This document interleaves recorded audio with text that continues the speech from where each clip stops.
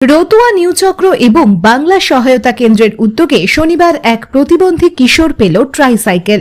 জানা গেছে ওই কিশোরের নাম রাজা মণ্ডল।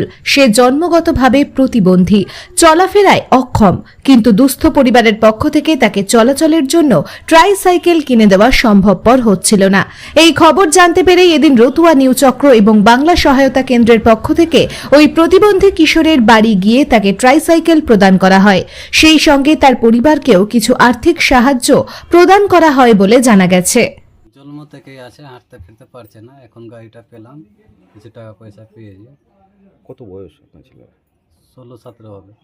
17। হ্যাঁ, তাহলে অন্যান্য জায়গায় কীভাবে যাতায়াত করতো? এমনি কোলে করে নিয়ে যেতাম, কোলে করে বাথরুম পায়খানা করিয়ে নিয়ে আসতাম। আচ্ছা, তারপর থেকে লোক এসেছিল, গাড়ি দিয়ে গেছে। হ্যাঁ, কী গাড়ি এটা? গাড়িটা ওই চলাফেরার জন্য দিয়ে দিয়েছে। আচ্ছা, এই গাড়ি পেয়ে কতটা সুবিধা হলো আপনাদের? সুবিধা হলো, হাঁটাফেরা করতে পারবে, গাড়ি নিয়ে এইদিকে ওদিকে যেতে পারবে। আচ্ছা আর পয়সা টয়সা দিয়েছে। আচ্ছা, আপনার ছেলের নাম? রাজা মণ্ডল। আপনার নাম? বিনয় মণ্ডল। বাড়ি? রতুয়া, বৈকুণ্ঠপুর। আজকে আমরা রতুয়া 1 নম্বর ব্লকের রতুয়া গ্রাম পঞ্চায়েতের বৈকুণ্ঠপুর গ্রামে এসছি।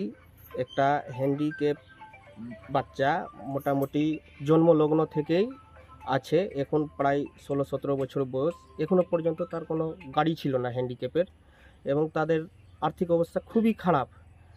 আমরা জেনে বাংলা সহায়তা কেন্দ্রের তরফ থেকে আমরা ব্যক্তিগতভাবে তার পাশে এসে দাঁড়িয়েছি এবং তাকে একটা গাড়ির ব্যবস্থাও করেছি এবং কিছু আর্থিক সহযোগিতাও করলাম।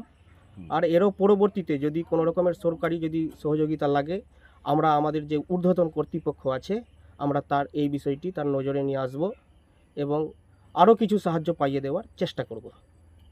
আপনার নাম বলেন? আমার নাম শেখ আতাউল, আমি data entry operator, SI office, Ratua new circle.